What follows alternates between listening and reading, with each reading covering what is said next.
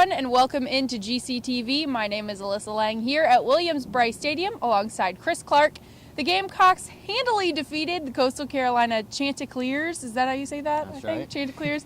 This past Saturday, we're going to break down that game for you, starting with your overall impressions of the best starter. We saw a lot of guys play on Saturday. Who kind of stood out to you as far as starters go? I think Connor Shaw, for the simple reason that he looked healthier than he's looked the past few weeks. I know it was just Coastal Carolina's defense. Even at the FCS level, they're not one of the strongest groups in the country. They're known for their offense. But Connor really ran around well. He scrambled around, had some runs. His footwork was a lot better passing the ball. And that's a big key going into the Clemson game next week. Connor didn't throw the ball a whole lot. He didn't even play a whole lot, seeing as South Carolina played multiple quarterbacks, sort of emptied the bench throughout the game. But I thought Connor had a very good game and looked healthy. Now, we saw many new faces and heard many new names that some didn't even know played for the Gamecocks. But as far as new guys who got the chance to get some playing time in on Saturday, who impressed you? Jamari Smith on offense, the freshman running back.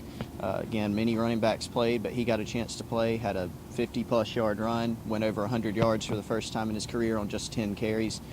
He impressed in preseason at running back, got moved to cornerback for a little while. Now back on offense and had a chance to play the most that he has all year and had a really good game. Defensively, Kelsey Griffin, freshman defensive tackle, he got a lot of playing time, as did all the backups on defense with Kelsey Quarles out. Kelsey Griffin had a very good game, really active, disruptive on the defensive line. Now, overall, this was a pretty good confidence booster, 70-10 win over Coastal going into Clemson week for the Gamecocks. What are your overall takeaways for this past game going into next week? I think one of the biggest things is we've seen South Carolina play some FCS teams in the past. In the 4-game winning streak, they played Wofford, for example, last season, which was an option team. A lot different offensive look than they'll get against Clemson. So this year they played Coastal, who likes to run 3 or 4 wide receivers, go in shotgun, run the ball.